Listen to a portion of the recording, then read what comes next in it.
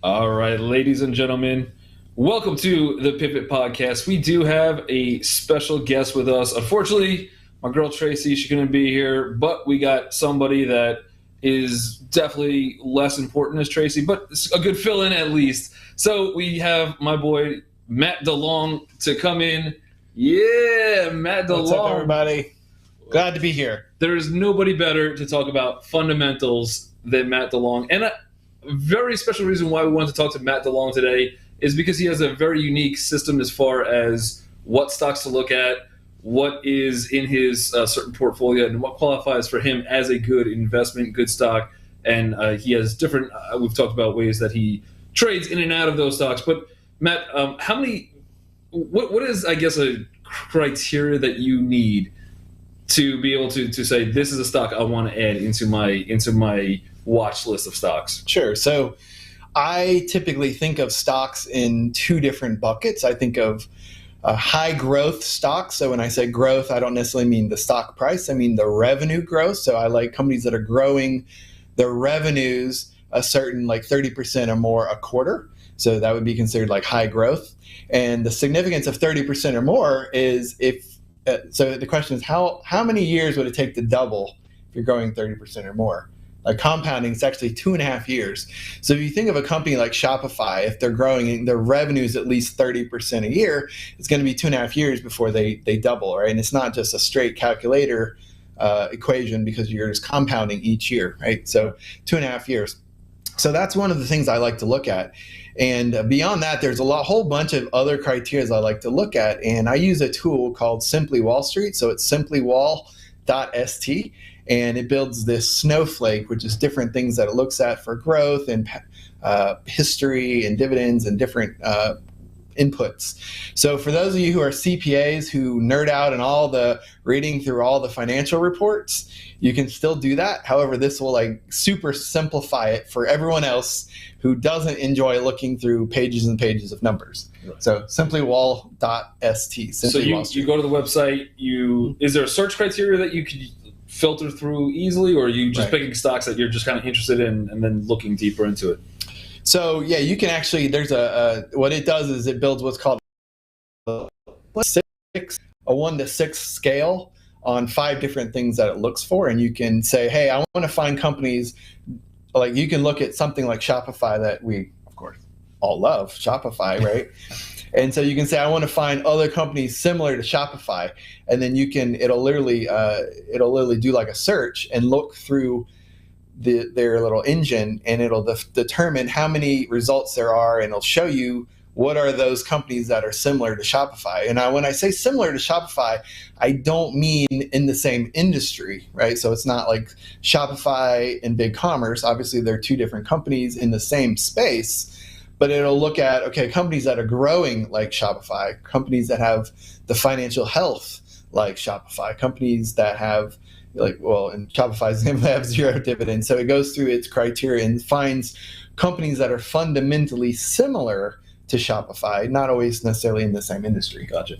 And I can imagine that there's a decent search result that comes back. And are you watching them all at once? Do you have a certain number of list of stocks that you like to focus on for that? So I kind of have my 15 watch list that I like to look at all the time. And it makes it easy because I only update that every once in a blue moon. So I originally had a company that Teladoc acquired. So it rolled up, the old company rolled off, and I put Teladoc on, and it met all the same criteria. So usually once every 3 to 4 months, I might take one off, put one on. And the idea is that I have a built-in watch list. I don't have to go rebuild the watch list every single day. Right. So a lot of these companies, when they report their earnings every quarter, I'll know whether or not they still meet my criteria once every quarter. So because it's kind of a slower updates with their revenue and their earnings calls, because those only come through once a quarter, then my list of criteria doesn't really change on a daily basis. It only changes like once a quarter, right? And so companies that used to be growing high revenue growth aren't necessarily 5 years ago, aren't necessarily high growth revenue companies today. Right. So they kind of cycle on and off the watch list. So that's kind of how I look at it.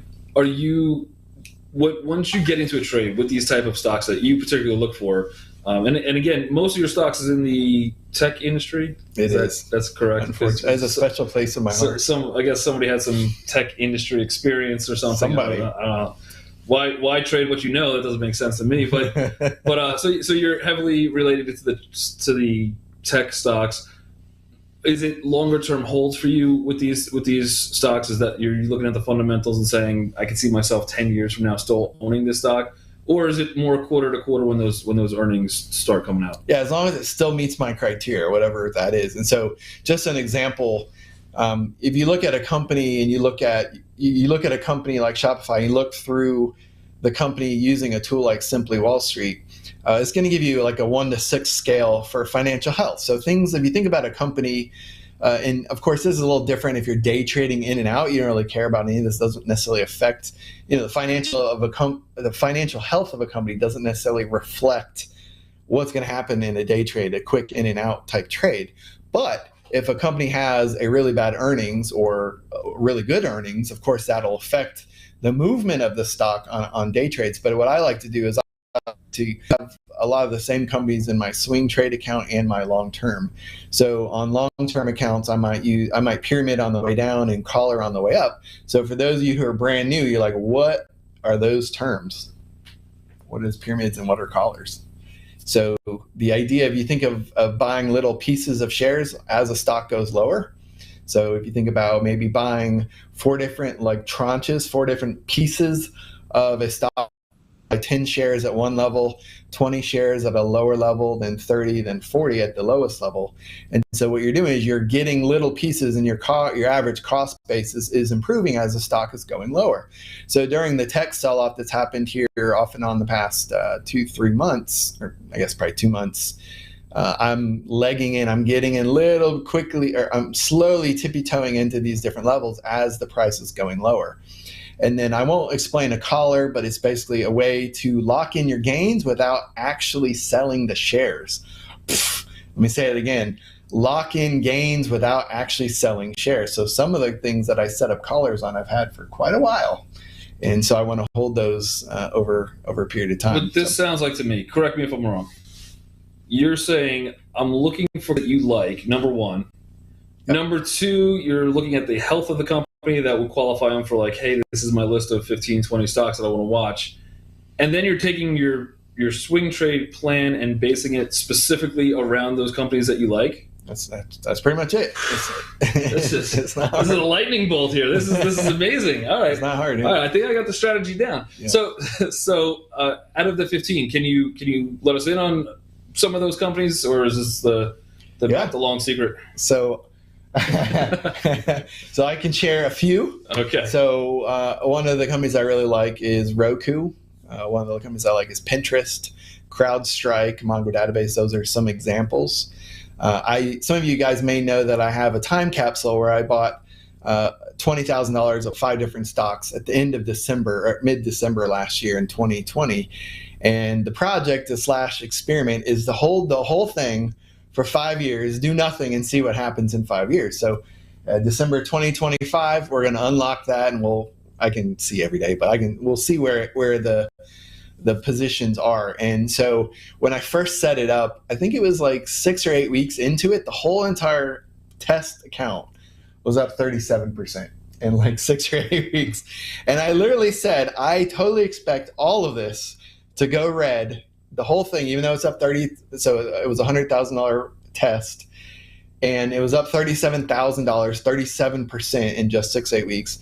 And I said, I expect the whole thing to go red at least once during the 5-year period. And it, about 2-3 weeks later, the whole thing went red. So you got the red out of the way then. Right, I got it out of the way. Just and it's straight green. Slowly climbing back up until certain tax announcements kind of hit today, April 22nd. So it is what it is. But so that's the idea. And so as long as the companies meet my criteria, there are some little exceptions to the rule. Something like Tesla might not meet all my requirements, and there's some little give and take that I do with Tesla because some of the sales were down because of COVID and other extraneous circumstances that aren't a normal everyday type occurrence. It was just a special circumstance. With stocks in the tech industry, as much, it's very, tech industry stocks are very different than normal companies, the Coca-Colas and things like that. Right. You're getting your revenues,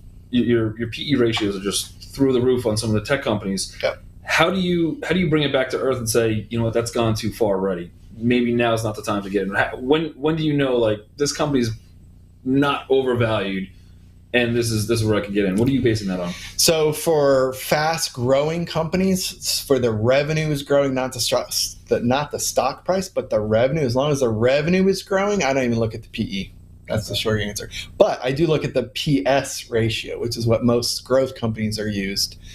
So ideally, you want something less than 10, 20. That's on the high side. There's plenty of companies like Shopify right now is around 48. So you want 20 or less.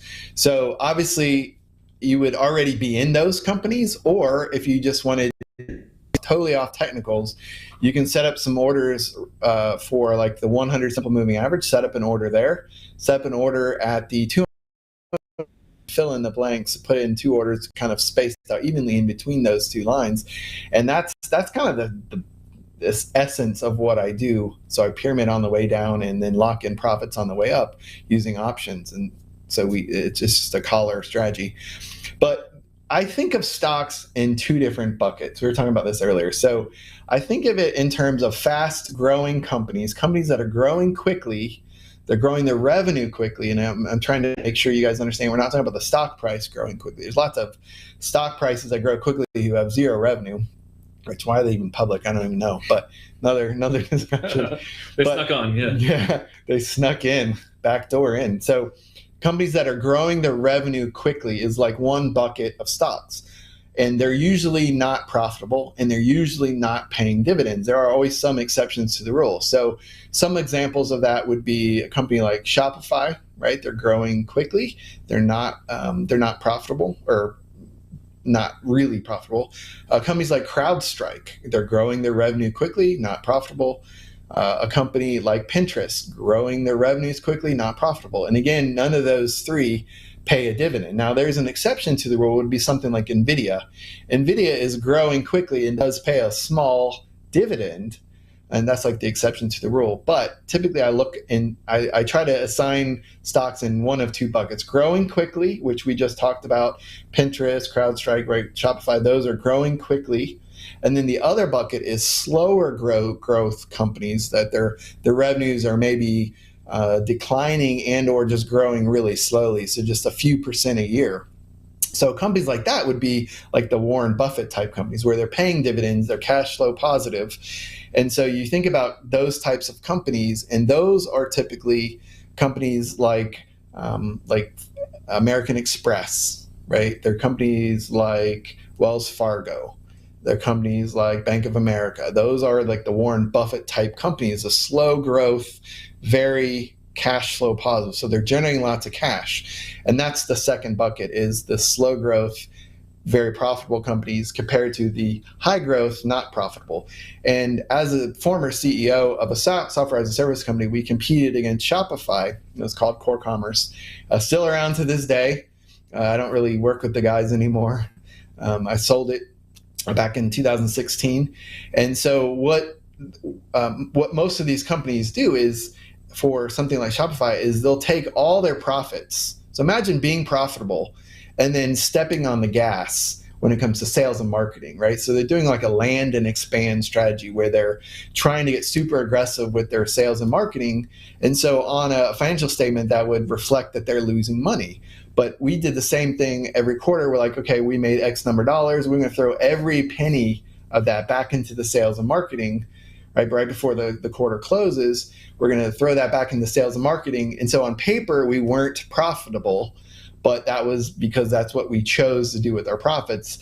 Whereas a company like a slower growth company, I always think they're kind of waving their white flag where they're saying, we don't have any future growth prospects. There's no companies out there we want to acquire. There's no companies we want to buy and purchase and bring into the fold. So therefore, we're going to rebate that money back to our shareholders. And that is what you guys all know as a dividend.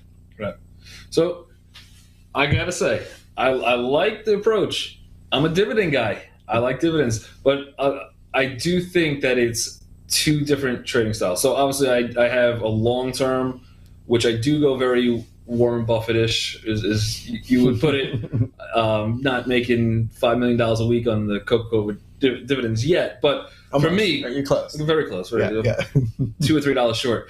So, but what I am very interested in my approach to a long-term account, very simple strategy. One, do I like the company, and do I think they're going to be around in 10 years? Right. So when I think long-term, I'm just buying, and then I'm looking for what is the dividend, and I'm putting the drip on. So this way, with the drip, it's buying back more shares. It's going to grow the account, snowball it over time. And you don't see a lot of action for the first 10 years. You're like, it's slow growing. But then after 10 years, because of the drip and buying more and more shares, you've built up that size account. So that's one style. And with the long term, it is about 65-35, where it's 65% more dividends, and then about 35% more on the speculative, for me, speculative or into some kind of the tech field in that range, to just try to balance out the portfolio. But then I do have other portfolios which I'll go strictly a little bit more, and you probably influenced a little of this type of. I may have had to say. You might have had to say. You're a good debater, so what am I going to do? So I do have that where I'll put like the Shopify's, the Roku's, the Teslas, I did add some Snapchat to that one as well. But just as a way to have separate portfolios, so you don't have to have everything all into one. Like, this is my trading style. But I do see for the long term, it's less maintenance. You don't have to worry about I'm buying this amount consistently every single month, and what the earnings report is. The only reason I would sell that company is if fundamentally something, like if I buy a Goodyear and they stop making tires and get into coffee makers, I'm probably going to say, that didn't fit my normal criteria, so I'm out. But for coffee makers, roll a coffee maker right up to you. So if something fundamentally changes like that, then I'm looking to just reorganize that position. But if I'm buying it, I don't care if it goes up, down, honestly, because it's going to buy. If it goes down, I have a full 10 years, especially if you're just starting. You still have time where you can just add, reduce. It buys shares with the dividends at lower pricing, and you build up your account. So it's a very different style from what you have. Yeah. But that's my long term. But I'm not really swing trading those type stocks. That's more for the retirement long term accounts. Exactly. Right. Exactly. So one of the things I try to think about when it comes to these two buckets of stock is I was first introduced to dividend stocks by my father. This is 10, 15 years ago. And he would show me, he's like, Matt, this stock will pay you to own it. I'm like, that's pretty cool. And then I watched these stocks that he got a $2 a year dividend on. I watched them tank $12.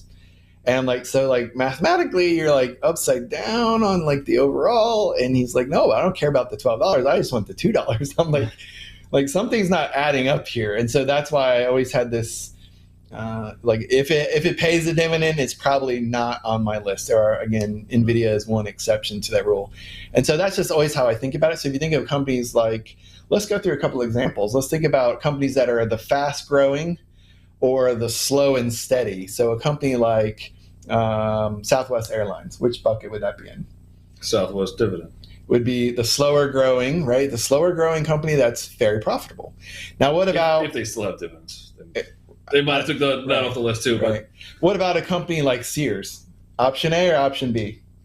That would be a slower out of business. It would actually be C, none of the above. That's a real estate deal is what that is. If you get into Sears, you're in for the real estate. That's it. Yeah, SHLDQ, I think. Yeah. Yeah. So I think there is, and when you're investing, I think looking at the fundamentals, knowing which kind of industry you're looking to invest in, because again, the PE ratio could make sense in certain types of scenarios.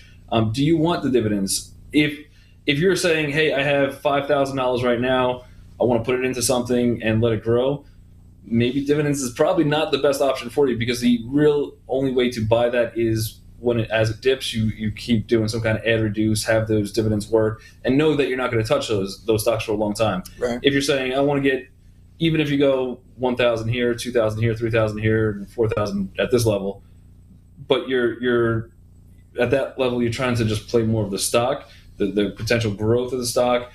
You could be maybe in it for a shorter amount of time. You're not locking it up for 10 years, not necessarily, but it just have a certain plan going into anything. Like we've been saying forever on the Pivot podcast, I think episode 1 might have been have a plan for trading. So as long as you have your certain style, the certain area, and you could have multiple portfolios, multiple type accounts, but understand the different fundamentals of why you get into it. Is there any other since we're talking about fundamentals, any other fundamentals that you specifically look for, or even outside of the tech arena, is there anything that you find interesting or important for other investors? So one of the things I like to look at is gross margins. It's kind of a little bit of a nerdy type thing to look at. So if you think of a company, so if you think of a company that sells $100 thing, how much did it cost to make the $100 widget, right? How much was the cost and what was the profit? So I typically like companies that have at least 40% or more. If you're talking about a company like Shopify, you're in the 60s. If you're talking about like a pure play software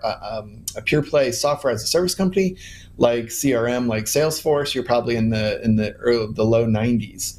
So the idea of a $100 thing and it costing $8 to produce, then that means there's $92 of profit, right? That's the idea. So that's kind of like a CRM, a Salesforce. If you're like a middleman type thing, like a Kroger, where you do have, of course, some white label things, but you sell $100 worth of merchandise, then there's really about $80 of cost and $20 of gross margin available.